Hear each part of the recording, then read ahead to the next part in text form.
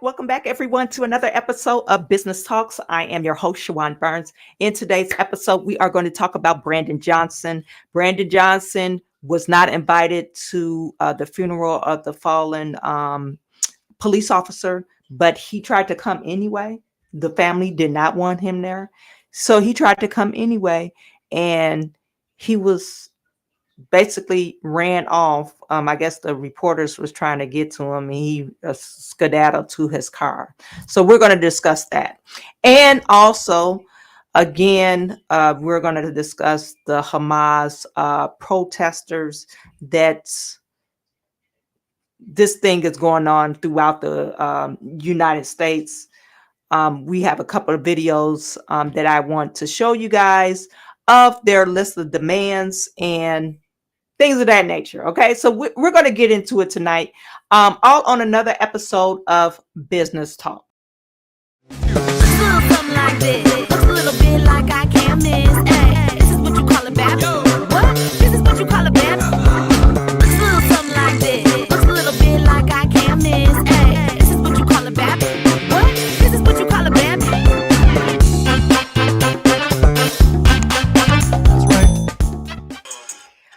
You guys put it in the chat. My bad. Put in the chat. Let me know where you're viewing from. Please put in the chat. Let me know where you're viewing from. Let's see who we have in the building. I'm trying to get my Facebook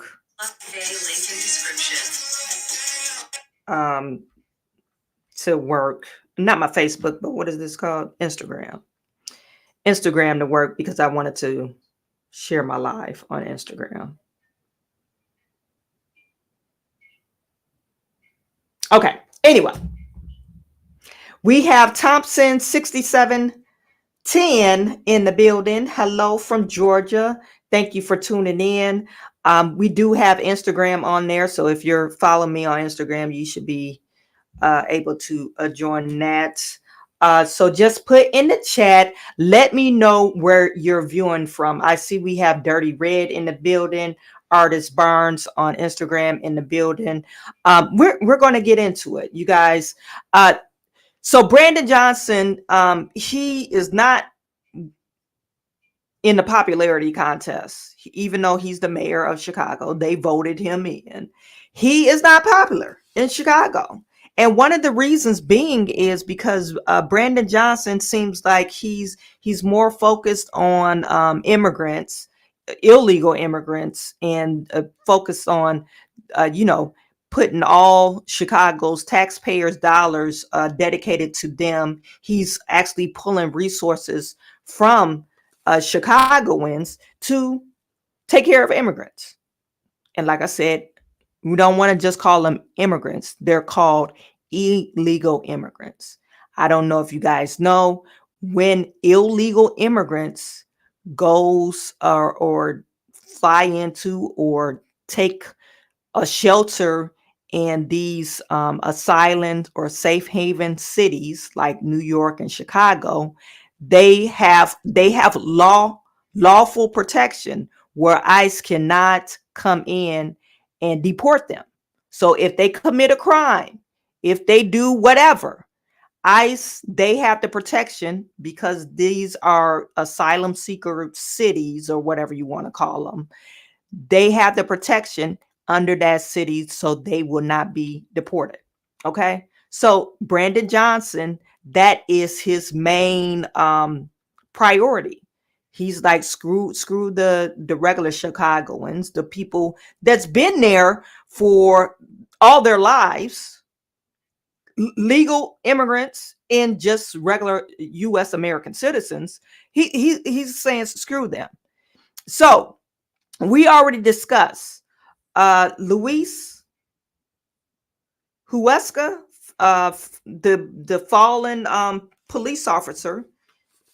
He was killed coming home from his shift, and they end up finding him because of that shot spotter that they're trying to get rid of in Chicago. They end up finding him in some type of park, like blocks away from where he actually lives.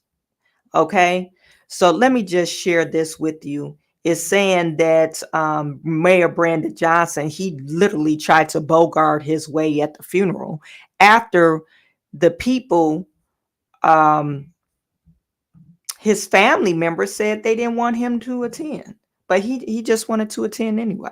It's really sad. Mayor Brandon Johnson tried to go against the family wishes and attend this man's funeral anyway. Like what are you thinking? Okay. So let me see. Do I want to share that first with you? Okay, yeah, this is the screen. It's on this screen. It says Chicago progressive mayor tried to bully his way into a murder cop Luis Huesca's family burial or funeral, barred him from attending, and only backed off when victim's sister said she caused a scene if he appeared. Okay, he showed up anyway. Now, Mayor Brandon Johnson, all your people should have told you, hey, do not show up anyway. If the people, if that's their wishes, if they're not a fan of you, they probably didn't vote you in, or they probably don't like your stance against the cops, even though you tried to say that you're supportive, but you don't really like police officers. Um, they don't like you. So they didn't want you, they didn't want you attend, and you tried to come anyway. It says Chicago progressive mayor tried to bully his way into the funeral of a murder cop and only blacked down when on being warned the victim's sister would inject him. So they're, the sister threatened saying, hey, if you come to this funeral, we're gonna put you out. Brandon Johnson only scrapped his plan to attend the memorial for Luis Huesca after the 30-year-old slain cop's sister threatened to make a scene if she saw him.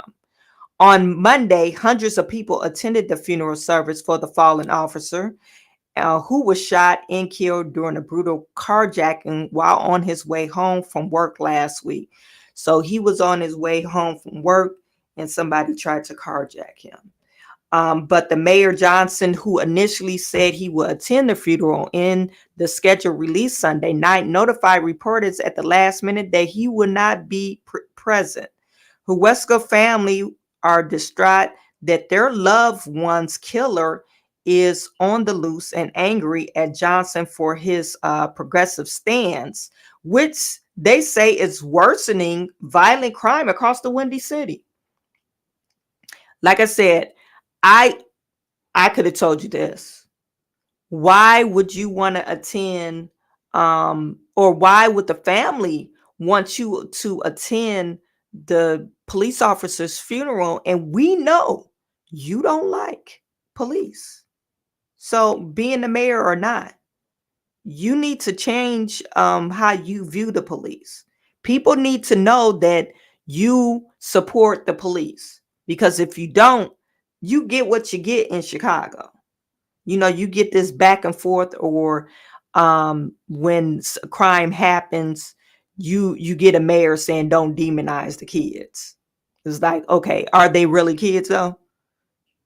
They took out you take out the kid part once you start doing adult things. Okay, so you're no longer a kid. And of course, this is learned behavior or just bad parenting. Bad parenting. These kids don't have parents, and they don't have any consequences to their actions. So they're going around carjacking people. Okay, carjacking is ludicrous in Chicago. And this article came, they wrote this article before because I believe they found the suspect about, that had to do with this fallen officer. Okay. So he wanted to attend, but he didn't. Okay. The lady, his sister, Luis Huesca's sister, said, "Hey, if you come to our funeral or his funeral, I'm going to make a scene." Okay. So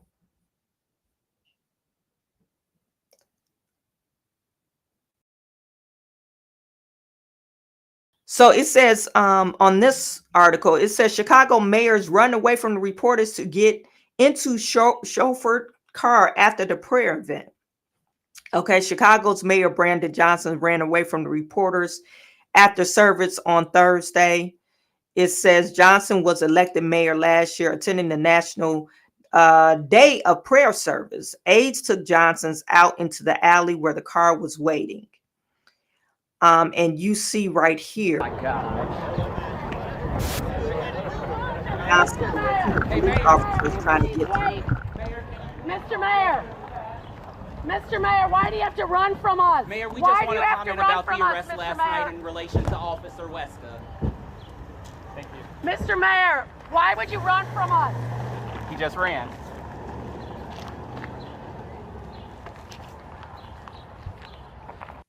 So he ran.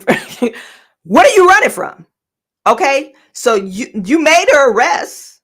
So what's the problem? You're running from. This is the time to say, "Hey, I'm very proud of the police. They did good investigative work." Why would you run from that?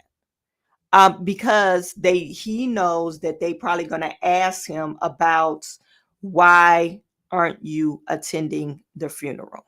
Okay, that's probably what he was running from. Okay, this other report is basically saying the same thing, you guys. Basically saying the same thing. The mayor and his office being told numerous times in the days leading up to the funeral, including the night before, that Officer Luis Huesca's family did not want him to attend. The mayor did not back off his plans until just about the last minute. Mayor Brandon Johnson taking questions today for the very first time about his initial plans to attend the funeral of Officer Luis Huesca against the family's wishes. Those plans only changed the morning of the service after Johnson said he heard directly from the officer's mother that he was not welcome. Today, after court, Edith Huesca did not address the issue, but earlier the mayor did. It was important for me to hear directly from the family, and once I had a direct conversation with Officer Huesca's mother, that's when we made the commitment to honor her wish. The mayor today did offer his deepest condolences to the family and the police department. I, along with the entire city of Chicago, we grieve together as we still struggle with this loss. The mayor adding that he is grateful to police for their service, and he voiced his support for the men and women in blue. Me and my administration, we are proud to support and stand with the Chicago Police Department. But multiple sources, including the president of the Fraternal Order of Police, say the reason the mayor was not welcome at the funeral is because Officer Huesca had made it clear to his family that he did not think the mayor had police officers' backs. These were all based on conversations Luis had with his brother and sister about his job, about this city, about the policies, about the excuses from the politicians for criminal behavior. Catanzara says this unfortunate situation should provide an important lesson. It just goes to show you the need for a clear and black and white protocol about these funerals, and who gets invited and who does not should be the family's wishes, period. Catanzara noted that it was the family's wishes from the very beginning that the mayor not attend the funeral. Huesca's brother saying today the family is relieved that a suspect has been arrested. Expect immediate impact. So yeah, the suspect has been arrested, and this suspect name is Xavier Tate Jr. And even traces of DNA that they say proves Tate was the gunman. Chicago police officers packed the first floor of the criminal courthouse by the dozens, closely guarding the family of Officer Luis Huesca. A fugitive no longer, Xavier Tate Jr. sat shackled just feet from the Huesca family. I hope my brother gets that justice that he deserves. Prosecutors came prepared to do just that, starting with asking a judge to keep Xavier Tate Jr. locked up. After wrangling him into police custody by way of a 3-state manhunt, a judge ordered Tate Jr. detained until trial. Just before Tate stepped before a judge, Chicago's police superintendent spoke of Tate's danger. It is important to understand that removing this individual from the street does not only bring justice to the family, the Huesca family, it also ensures the public that he will not have the opportunity to commit the same offense on anyone else in our society. Sitting closely guarded in court, Xavier Tate Jr. stared down the prosecutor as she ticked through evidence they claim pinpoints Tate as the murderer. Detectives say they have a cache of digital evidence, including this surveillance video that police say shows Tate before and after the murder in multiple distinct outfits. Detectives traced his movements back to a business where he purchased a bottle of water using a relative's bank card. Detectives identified Tate through the relative who allowed Tate to use the bank card. Both the water bottle and the clothing Tate was seen on video wearing earlier that day were located near where Huesca's stolen car was located. Additionally, Tate's fingerprints were discovered on a fence he was seen on video jumping over following the murder. Prosecutors now say Xavier Tate Jr. shot Officer Luis Huesca 10 times at close range before stealing his service gun and SUV. They say Tate's DNA, collected from a previous juvenile charge, matched what was left on spent casings, the officer's car, and Tate's smashed cell phone. Still shaken by grief, Officer Luis Huesca's family left the courthouse with a small sense of resolve. Tate's defense team argued that his criminal record shows that he is not violent and is not a flight risk. The judge swiftly disagreed with that, and Tate is now locked up here at the Cook County Jail. One thing that is important to point out, prosecutors did not indicate any clear motive for. Is there ever a clear motive? And he wanted to make sure that he could. Is there ever a clear motive? One thing I want to point out. Okay, so you see how fast they solved this crime. I mean, I'm glad they solved it because it was an officer involved, but why can't you solve any other crimes? There's victims. I don't even think, did they pick up a suspect for that young lady that was shot in the head? The little girl that lost her lives, and they shot like 3 or 4 other kids and 2 other adults that was shot the week prior or 2 weeks prior to this officer being shot. So you use DNA because you could find DNA of the spent casings.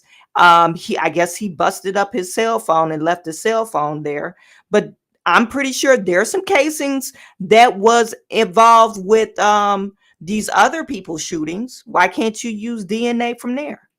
So I'm don't misconstrue that I'm totally glad that they found the person responsible for the police officer, but we have to really think about it.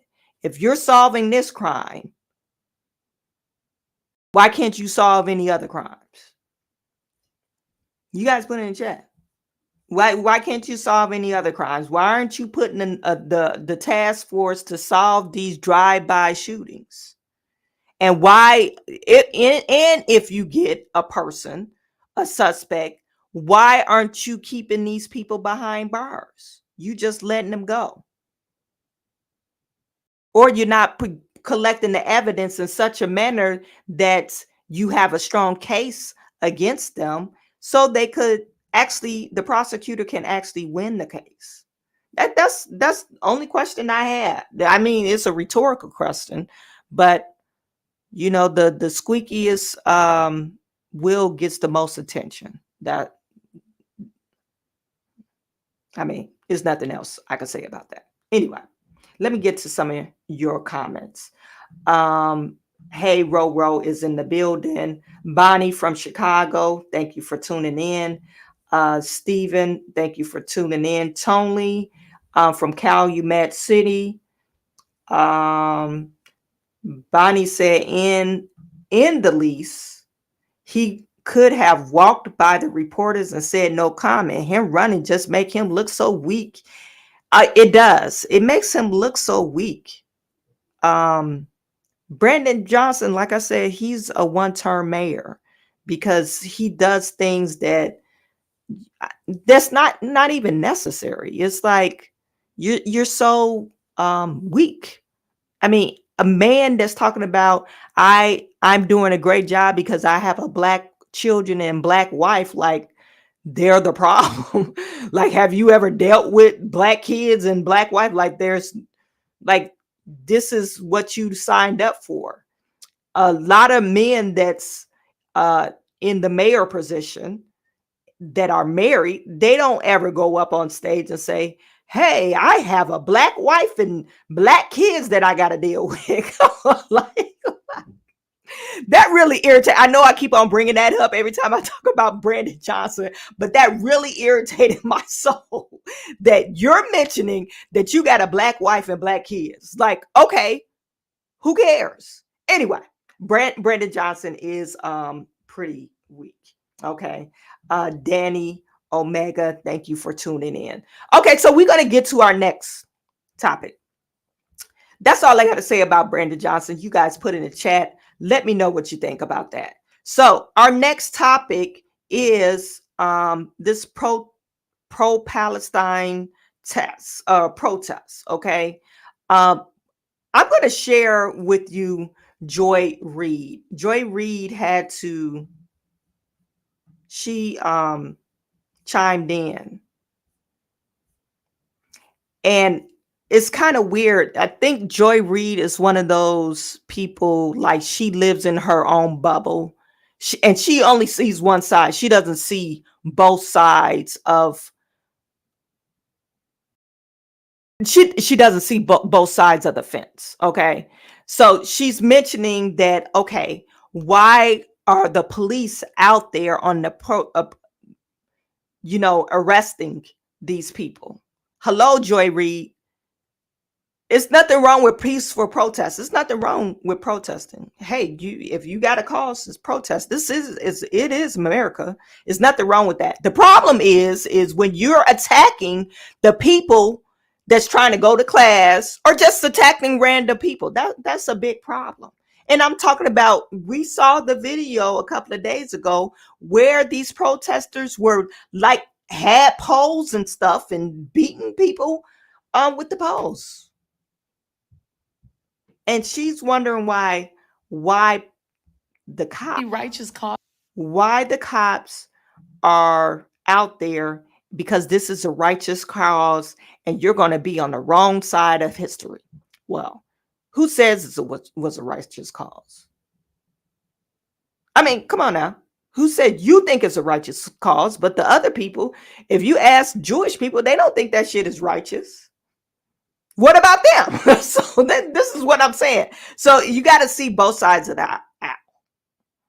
Anyway, this is her. And another thing, if you have to violently squelch, 20-somethings and philosophy and economics professors using maximalist police power, you might not be coming at this from the right side of history. Something to think about. Usually righteous causes don't require massive violent police action to support them. Something to think about. And another thing, if you have to violently... So she's basically saying, if your cause is so righteous, why do you need the police to protect you or violently arrest these other protesters? Look, Joy Reid, I'm just going to give you guys a refresher of what the police, what we saw the other day. This is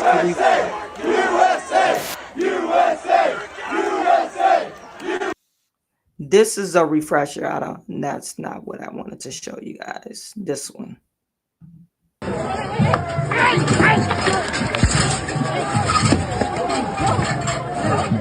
This is your pro-Hamas people.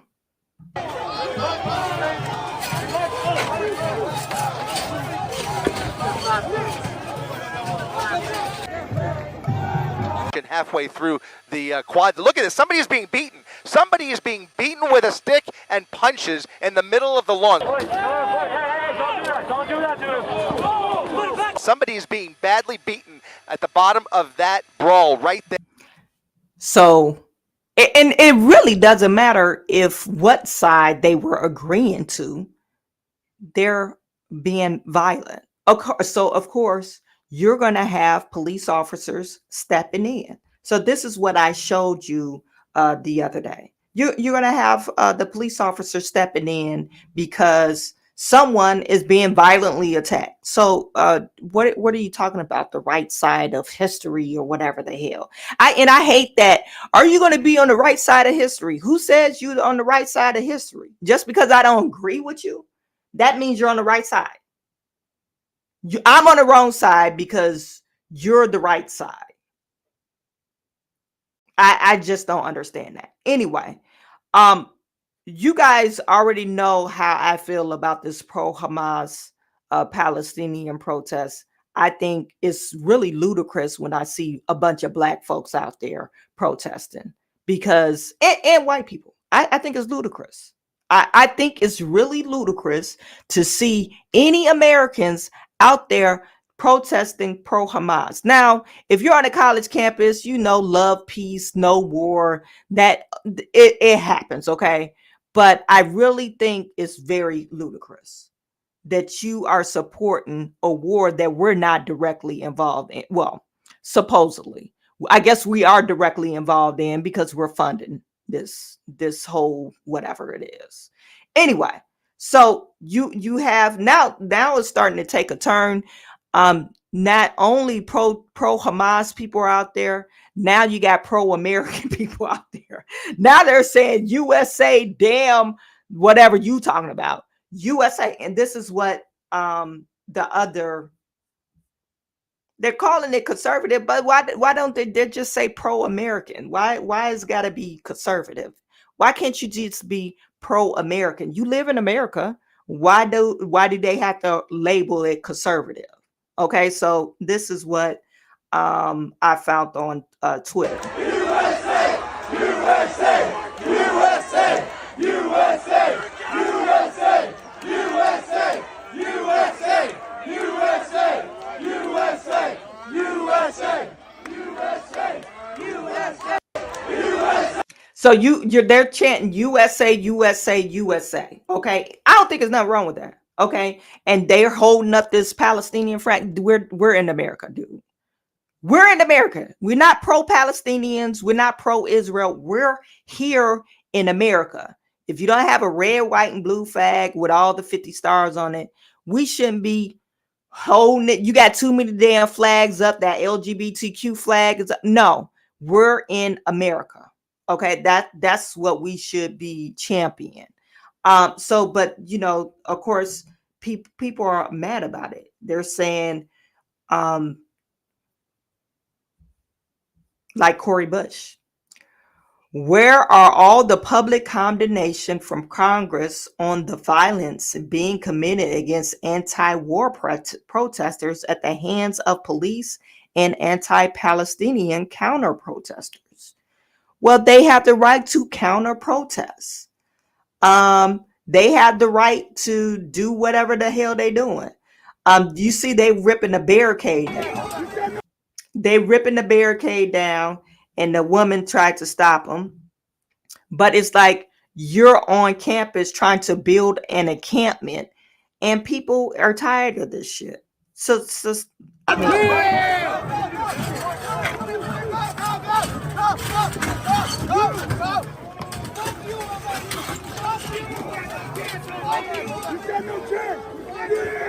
So, and this is, remember I went over the list of demands the other day?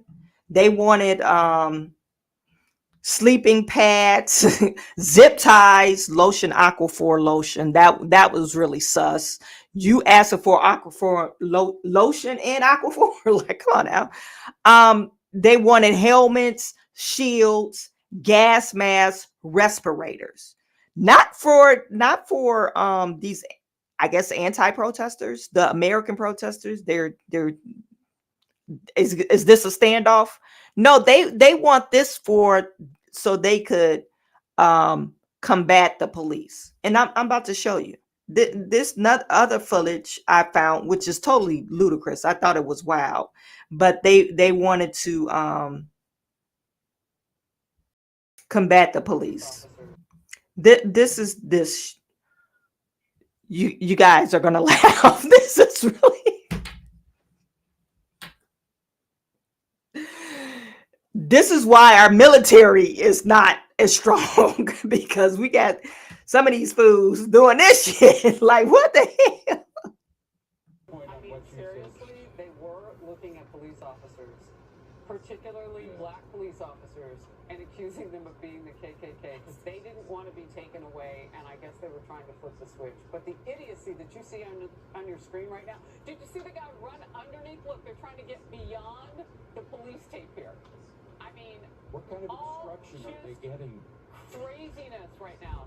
I mean, seriously, they were looking at police officers, particularly black police officers, and accusing them of being the KKK because they didn't want to be taken away, and I guess they were trying to flip the switch. But the idiocy that you see on your screen right now, did you see the guy run underneath? Look, they're trying to get beyond the police tape. So they had the full mask respirator on. They cut a garbage bag or garbage can. They cut a garbage can to, I guess, they wanted to use it as a shield. And then you see they got some glue. They put their makeshift handles on it. This is why they wanted, their helmets and their shields and stuff like that, so they could combat the police. Does this make any sense?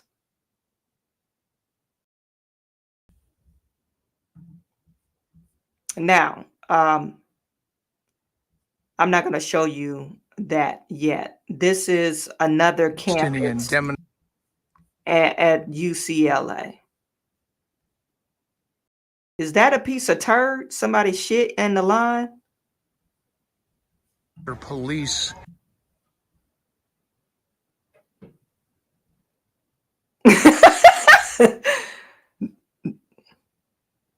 You're protesting anti-war and you F some shit up, and I might as well say the F-bomb, but you mess some stuff up and you leave it like this. Have gone through here and forced the pro-Palestinian demonstrators out. CHP tells me 100 people were taken into custody during this operation. It took about 3 hours. What a mess.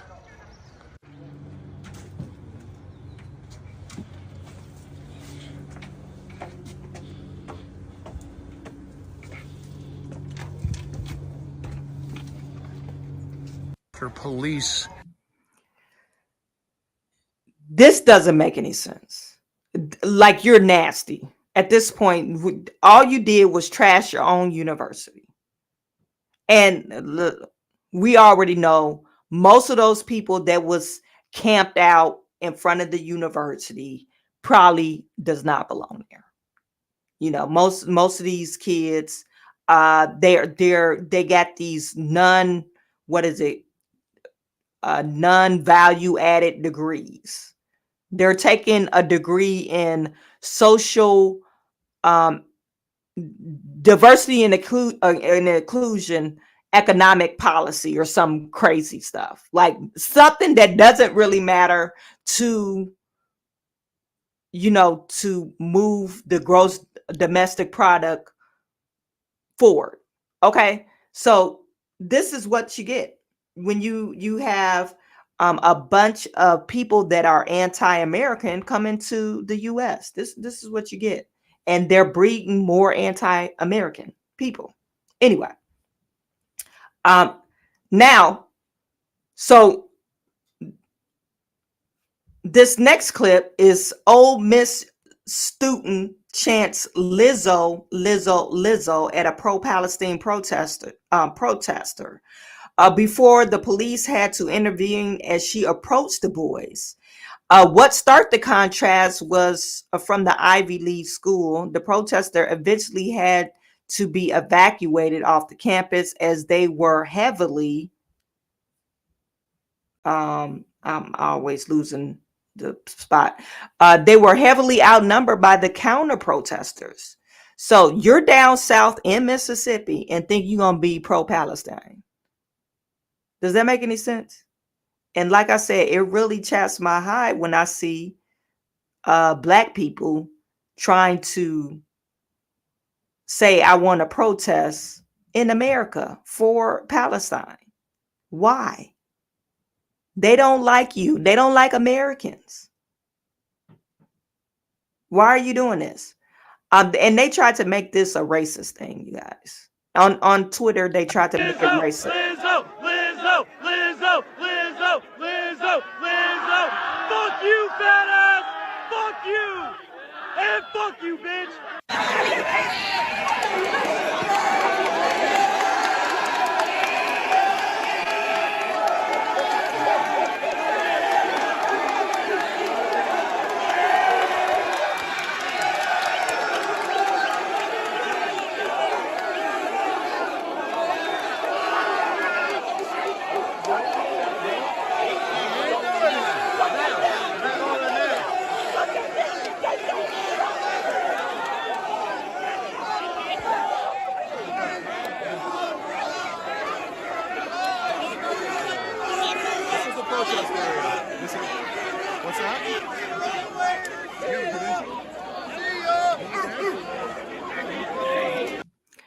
And these kids are probably like, hey, this is America. Why are you bringing this protest to good old Mississippi?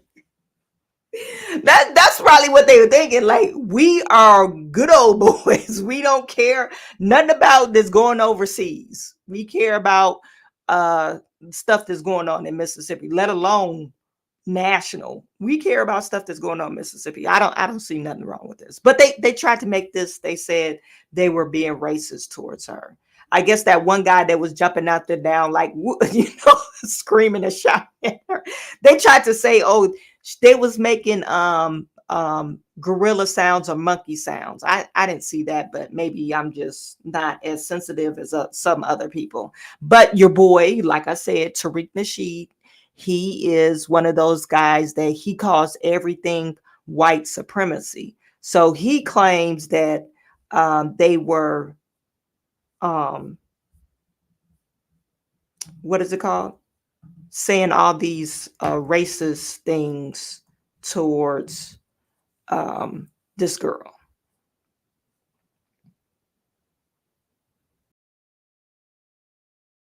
And he's trying to make a comparison. This is his last post. History doing its thing. Oxford, Mississippi, 2024. Little Rock, Arkansas, 1957. No, that's not the same thing, buddy. This is not the same thing. They're protesting for a Black female going to their university back in 1957 because they didn't want it.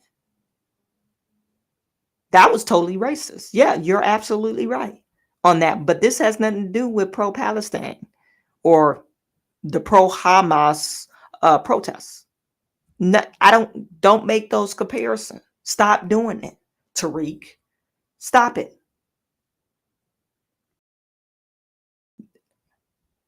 And somebody had to put up, that girl is a part of a group that is denying Jewish students entry into the university. So let's consider the context. You're denying students that they paid tuition to go to this university, and you're trying to stop this student from attending. It doesn't compare. This is not about a race thing. You're trying to make it a race thing, but it's not. It's not about a race thing. This is American and anti-American. That's basically what it is. So yeah, so he tried to make it about race. I'm just trying to get to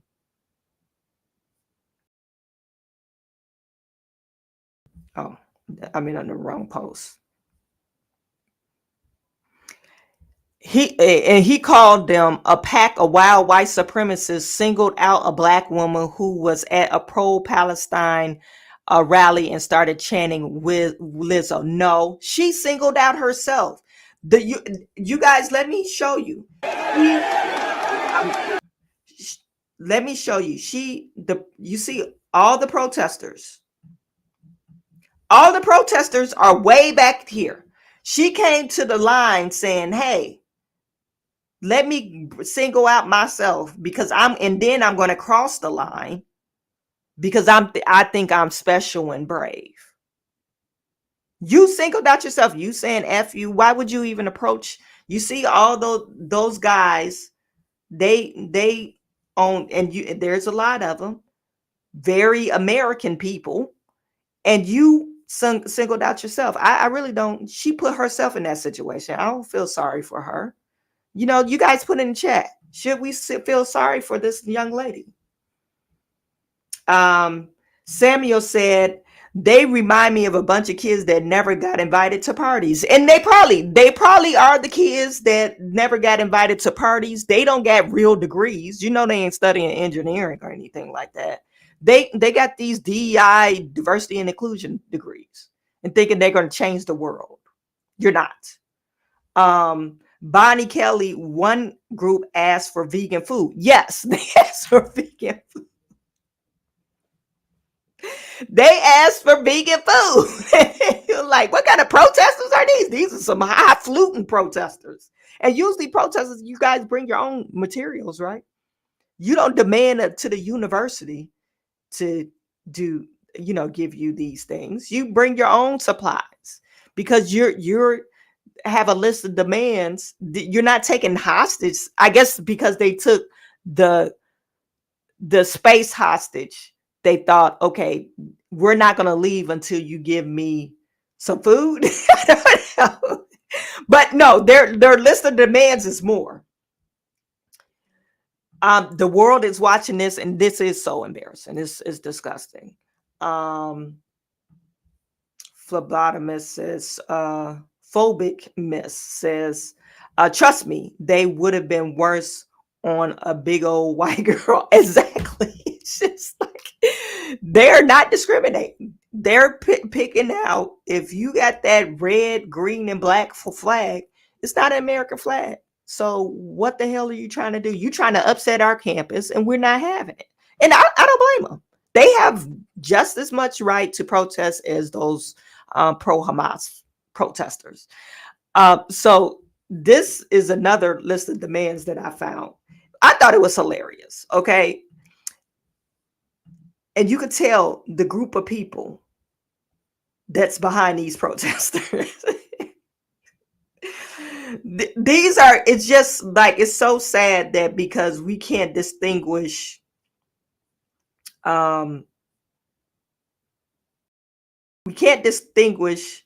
men from women in this group.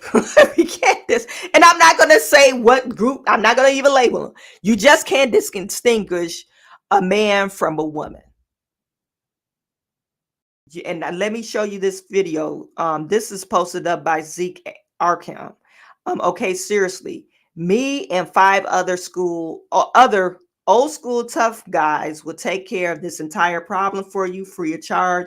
Won't take us longer than an hour tops. Every now and again, I don't know what he's talking about, toxic masculinity. I don't know what that means. We'll solve all your problems. Also, someone get due with the glasses or bra. Them things are swanky. This is what he's talking about. Ending until our demands are met. I don't know if this is a dude or not. I don't know if this is a dude or a girl. I really, these two are maybe non-binary because we can't tell the difference. Sunny is SUNY, New Pals Encampment. I don't know why they're Pals Encampment discussion with President Wheeler.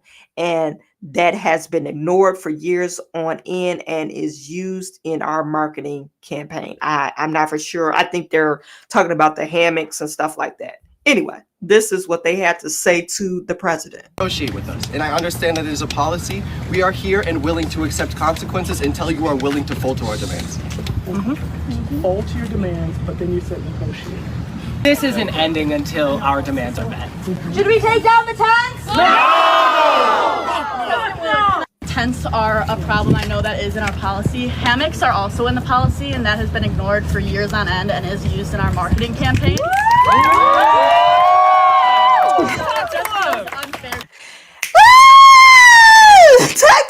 Like, what are you talking about? Like she had a zinger. She's not preaching. Like, oh, the hammocks were used, that's in the policy, and they've been ignored for years. We're talking about hammocks. What are your demands? We can't even take you serious because you're talking about hammocks. Like you're saying stop the genocide, quote unquote, from the Gaza, the Palestinians. You're saying stop the genocide. This is what it stands from. But it's now you got a list of demands, and you're saying until you fold to our list of demands, we're not negotiating with you. Well, or we will negotiate, but you got to fold to our list of demands. Well, that's not negotiation, number one. And then number two, what are you talking about? Are you really trying to protest, or you're just trying to look at this guy smile, or girl? I'm not for sure what I'm looking at. What's going on here? To me, that we're using the policy now, but we haven't been using it to the hammocks for years on end. Okay, and the hammocks don't stay up permanently either, right? When it's nice out, hammocks are out pretty much 24/7. And I see our marketing and social. And this President Wheeler, he got a pen and a pad out. And he gonna go back to, I guess, his colleagues, and they were like, are you serious? You got a pen and a pad, and you're acting like you're writing something down. We know you're not writing down. Come on now. You can't even take these people seriously. Social media team very frequently using that for PR. Thank you for noting it. Is there anything that you have any questions about? Have we been unclear about our demands? I also understand that there's some things that SUNY New Pulse doesn't do because they're not in our control. Why can't you give it to them? For example, we don't control the contract pieces the way you laid it out. But it's our money. We are giving you this money, and so we are paying your bills. We are paying your paychecks. It is your responsibility, President Wheeler. It is your responsibility to figure it out. This is where she's very ignorant. You're saying you're paying our bills. No, you signed up to go to this university. This is a service that we're rendering you. The service that you're rendering you is education. So you pay me money, I give you education. There's nothing else in that contract. It didn't say, oh, every time we protest, you got to meet our list of demands. No, this is a service. And I'm not for sure. SUNY College, I believe, is a public school. It's a state-ran school, I think. Since it's a state-ran school, it's probably government funded. They probably get some subsidies from the government. So if you pay taxes, we are paying you to be there because your ass probably can't even afford to be there. It's probably too expensive. So you're getting some type of government subsidy to attend the school, and you're talking about we pay. You haven't paid shit. You literally, you probably haven't paid nothing. But you want this guy, Mr. Wheeler, the president, to say, oh, you do pay my bills. Well, no, you get a service for paying your bills. And I don't care if you're a major in art. You're not going to be able to find a degree, but you agreed to get this damn degree for $30,000 a year, and you're not going to be able to find a job. But this is the services that you contracted me for. So you don't pay my bills. You receive a service. Okay. So so you could tell she's not basing, she doesn't have any life skills. She hasn't lived anywhere. She's just a brat thinking, oh, we pay you. No, you don't. You paid for a service. That's what you paid for. Anyway. The students have given you our demands. We have organized here together, and we are not leaving until you figure it out. And I would say what I would like to do is to be able to work with you to bring your concerns to the places where they can make an impact. And you can come here, okay, and come back with what they say. Mm-hmm. There's a card with the demands on it. Mm-hmm. You can take it to your people up in Albany. You can come back here. Okay, I hear what you're saying, and I also have to say that I would rather that this not escalate the way other campuses, because you all have done a phenomenal job. That's up to you. That is your responsibility. That's your responsibility. We're here peacefully as of right now. That escalation is not going to come from us. That escalation will come from the police. If you call the police on us, like this president of Columbia did, that is when escalation will happen. It's very simple. It's the ball is in your court. We have told you what we're doing. We've been very upfront. It's up to you. All right. Thank you. You're welcome. So they want to negotiate, and I'm not for sure what the list of demands is. Pretty unclear. I guess it's on this card. I'm assuming that they want to release some hostages, but like I said, you don't have any control over that. And why are you protesting? You want to be able to put hammocks up? You want the government to agree to some of your list of demands? And then are you stopping people to get to where they need to go? It doesn't make sense. Some people are not based in reality. They're not. Now you have another protest that's happening in Princeton. Students dressed in Islamic attire announced they are going on hunger strike. That they're going on hunger strike. We will abstain from all food and drink except water until the following demands are met. Divest from Israel. Divest from Israel. Cultural boycott. What does that mean? They want to boycott Jewish people? Is that what they're saying? Complete amnesty from all criminal charges. No, well, if you did a crime, you're going to pay the costs. We're not agreeing to none of these. They're not going to die. I'm just telling you what Joe Biden is going to say. He's not going to do none of those things. So you guys going to start there. You guys are going to end up dying. They're going to die. If they think Joe Biden is going to agree to any of these things. Cultural boycott. Somebody put in the chat, what does cultural boycott mean? Okay, so this is what they had to say. Of Gaza's water. The Princeton Gaza Solidarity Encampment announces the initiation of a hunger strike in solidarity with the millions of Palestinians in Gaza suffering under the ongoing siege by the state of Israel. The Israeli occupation has deliberately blocked access to basic necessities to engineer a dire famine for the 2 million residents of Gaza. Since the announcement on October 9th by the Israeli defense minister prohibiting the entry of food, fuel, and electricity into the Gaza Strip, Israel has systemically obstructed and limited access to vital aid for Palestinians in Gaza, even intentionally destroying existing cropland. On March 18th, the UN Secretary General declared that, quote, this is the highest number of people facing catastrophic hunger ever recorded by the Integrated Food Security Classification System, unquote. To make bread, Gazans have been forced to use animal feed as flour. To break their fasts in Ramadan, Gazans have been forced to prepare meals of grass. 97% of Gaza's water has been deemed undrinkable since October 2021, and they have been forced to drink dirty salt water to survive. The consequences of this unprecedented famine, created and maintained by Israel, will devastate Gaza's children for generations to come and cannot be tolerated any longer. We have begun our hunger strike to stand in solidarity with the people of Gaza. We are drawing from the tradition of Palestinian political prisoners going on saltwater-only hunger strikes in Israeli prisons since 1968. Our hunger strike is a response to the administration's refusal to engage with our demands for dissociation and divestment from Israel. We refuse to be silenced by the university administration's intimidation and repression tactics. We struggle together in solidarity with the people of Palestine. We commit our bodies to their liberation. We will abstain from all food and drink except water until the following demands are met. Meet with students to discuss their demands for disclosure, divestment, and a full academic and cultural boycott of Israel. Grant complete amnesty from all criminal and disciplinary charges for participants of the peaceful sit-in. Reverse all campus bans and evictions of students.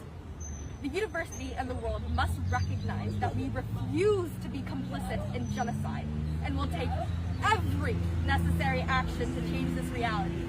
Our hunger strike, though small in comparison to the enduring suffering of the Palestinian people, symbolizes our unwavering commitment to justice and solidarity. Hunger strike, I wouldn't do that. I wouldn't do a hunger strike. This is a little bit on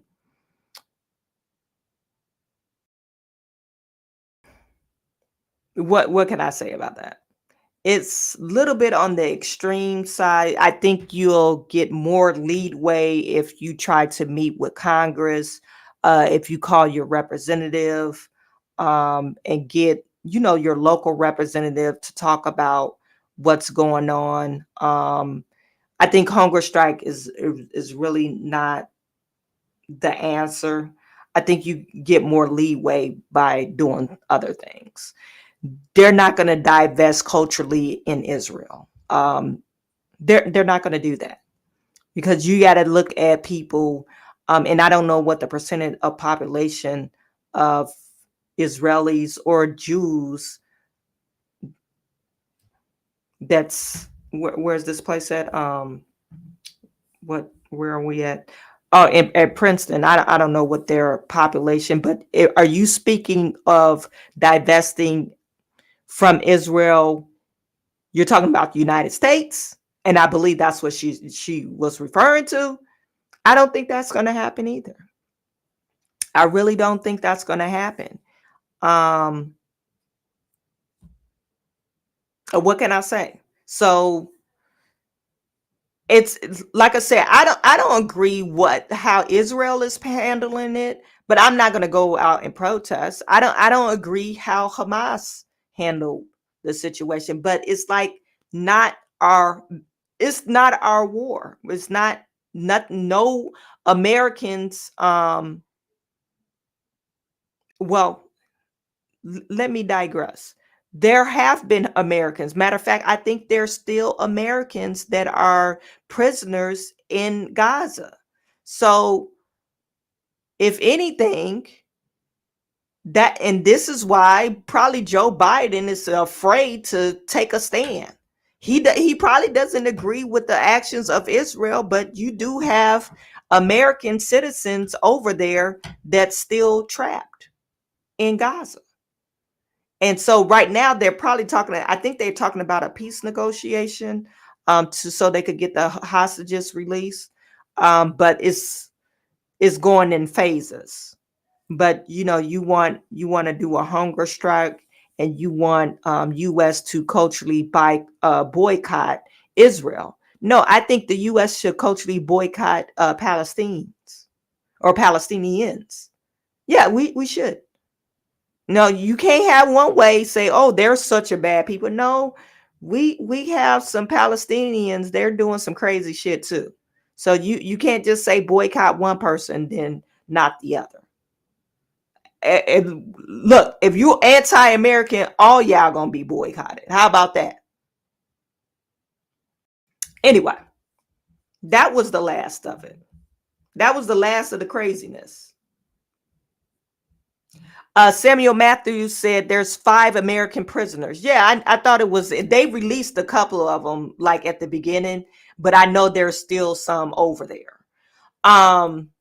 Noble Young is in the building. Lexi, thank you for tuning in. Lexi said, do people realize these are the same tactics and rules that BLM and Antifa use? They all use the same commie playbook and training. The only difference is the cause. The cause has changed, yeah. But they use the same tactic. Oh, we're gonna starve ourselves. Now they're gonna be out there probably trying to burn down universities and shit like that. It's probably the same people, Antifa and BLM people. They're the same people. You know, their leader, Patrice Colliers. Remember, I showed you that back in October. Remember Patrice Colliers? The BLM activist. She went over to Palestine or the Gaza Strip, and she said she feels like it shouldn't be, the open air prison.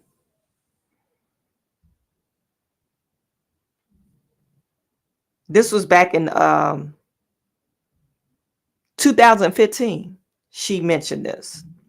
Black Lives Matter co-founder called for end of Israel. Your dedicated CENTAS service reps help make sure you're calls for Israel in 2015. Remember, she was giving some talk in front of this university. I don't know if she was at Harvard or anything. And you guys, I mentioned that they should stop giving this lady a platform. They really should, because she is a communist, Marxist.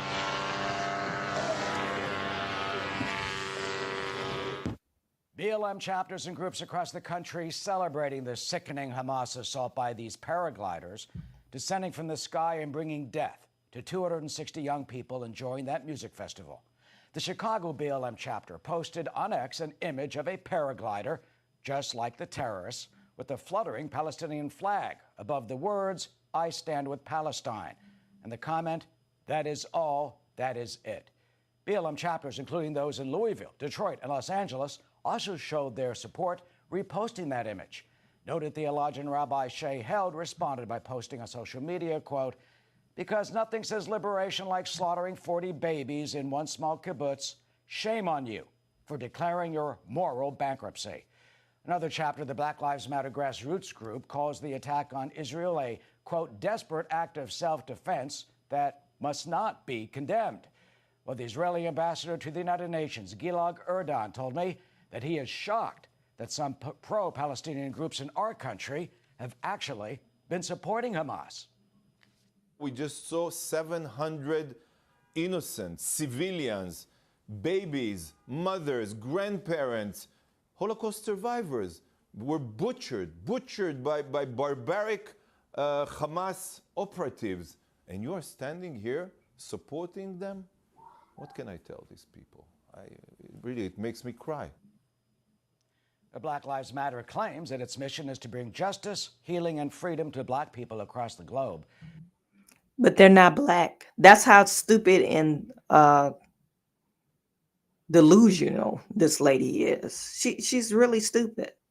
And like I said, she was at Harvard Law School.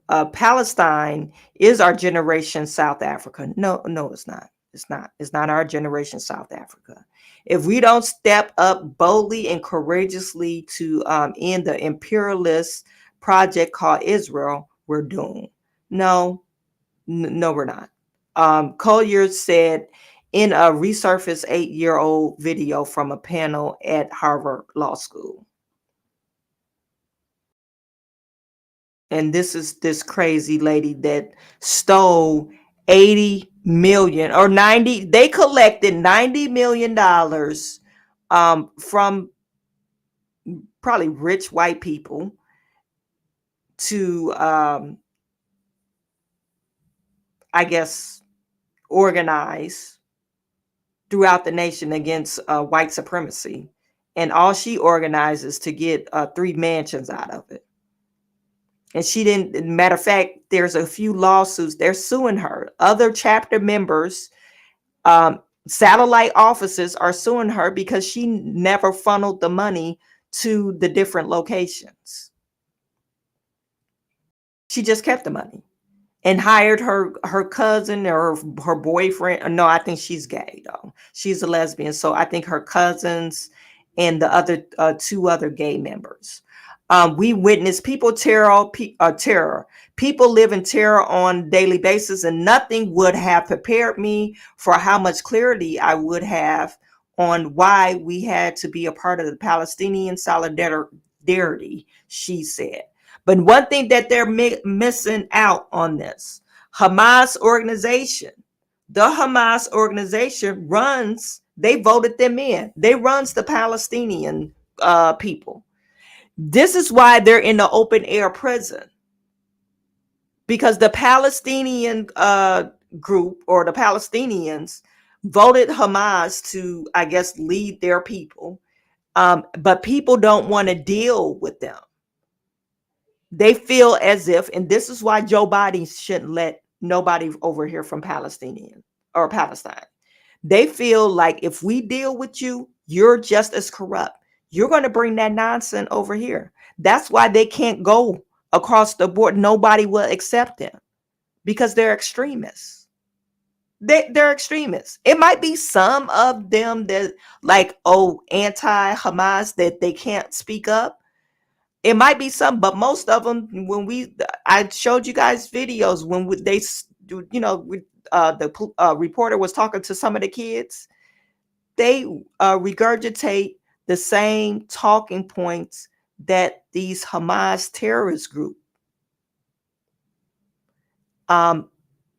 basically from the river to the seas, death, whatever they chant. That's what they teach them at birth.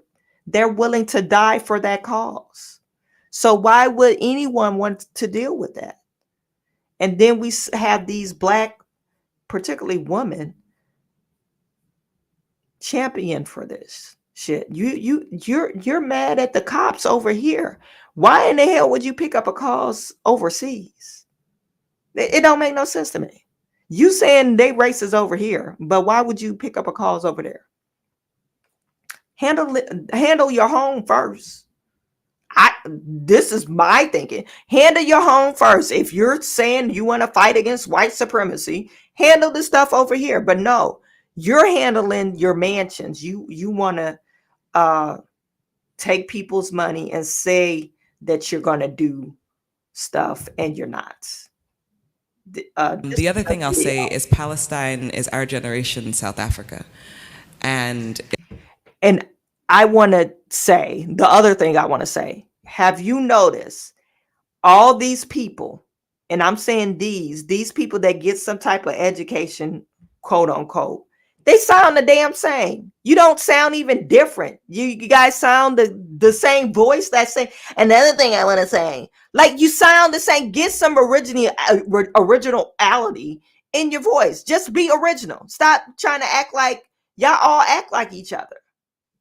Maybe because she's a lesbian, maybe the lesbians act like that, the feminine lesbians. But come on now, it's just like very annoying. If we don't step up boldly and courageously to end the imperialist project that's called Israel, we're doomed.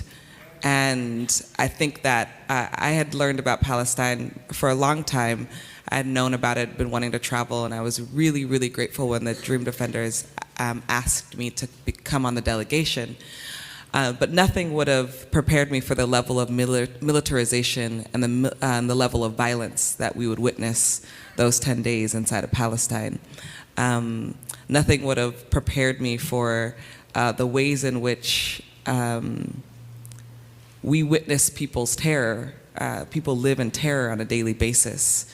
And nothing would have prepared me for how much clarity I would have on why we have to be a part of Palestinian solidarity.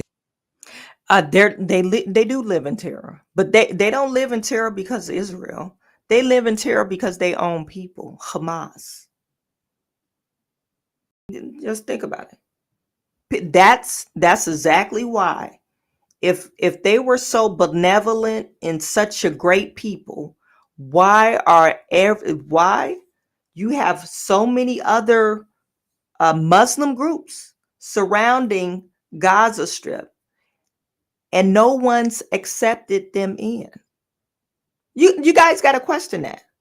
You have all these. Let me just pull up the map of the Gaza Strip.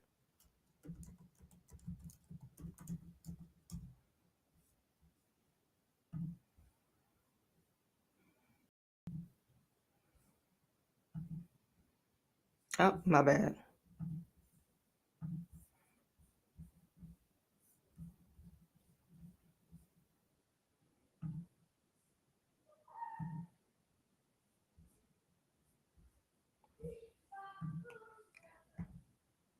You have Egypt, Jordan, West Bank. I guess Israel will surround, so you got to travel through Israel, so you might not be able to get there. But you do have Egypt. Egypt closed their doors on them. You can't get to you can't travel through Egypt. So if the Palestinians, and there's nothing wrong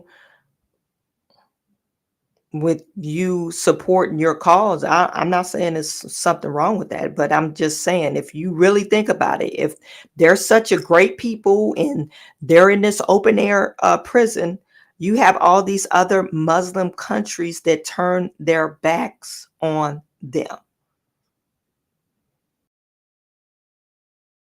It's not an open air prison, because Egypt, they will be benevolent and say, oh yeah, you could travel through.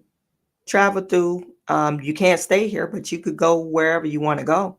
But no, they can't even, because they probably did it before, and they probably was like, oh no, y'all cause too much craziness, so we're not going to allow you to do that.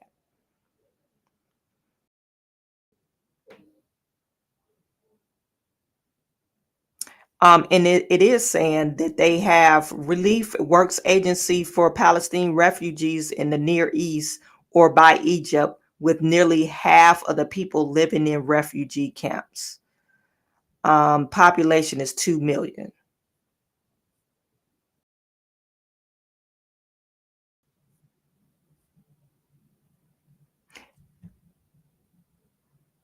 So what can we say about this? Nothing. But I just hate to see that we got a bunch of black folks saying, "Oh, we're gonna champion Palestine and then we're gonna starve ourselves to death." No, they wouldn't do the same thing for you. They don't even like your ass. They don't like. They say death to Americans. Death to Americans. Like, literally. How can you champion that? It's just like, doesn't make any sense. Anyway, that was it for our live stream tonight. Kind of act of kindness, Bible 101. What would you do to Israel? You do to yourself. Pray for protection and prosperity. Yeah. The peaceful times. What else are you saying? And peaceful times after enemies are stopped. Lexi says not only her, but DeRay McKinnison. Many others made thousands off the riots for teaching rioting. Yeah.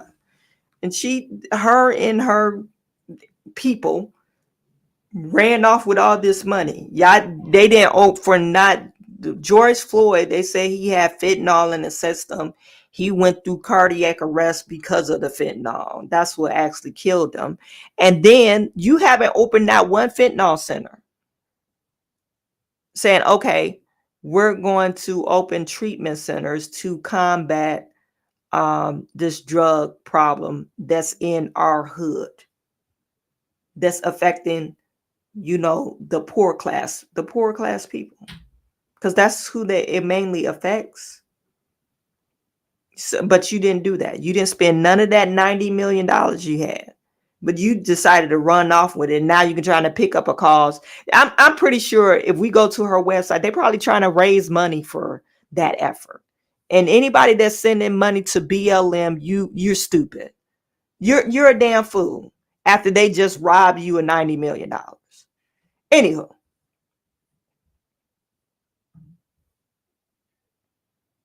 Yeah, they throw gays off the roof. They don't care. And you see that last group I showed you, they was saying, oh, we didn't understand if that guy, they were unisex, non-binary, I guess you want to call them. You couldn't tell what was a man and what was a woman, but they wouldn't like them over there. They'll get tortured to death because it's against their Quran or Quran. LOL, I actually still have a link to BLM Twitter. They fought like cats over money, and the first time I tried to hide it, it spilled out on social media. Oh, the first time they tried, it spilled out on social media. Yeah, they look, black folks, like Godfrey say, I guess the drug dealer that one of his friends knew. He was Chinese drug dealer. He said black folks can't even organize crime, let alone some righteous cause. You can't even organize that. We're going to fight over money, which is stupid. Anyway, like I said, this was, that's all I'm going to say about that. You guys put in the chat, let me know what you think. That was it for our live stream. I really appreciate every single last one of you. Tomorrow, not tomorrow, but Monday, we're going to start it all over again. So tune in on Monday at 1:30 p.m. Eastern Standard Time. And you guys have a great weekend. I'm sending all my good to you. I will talk to you on Monday.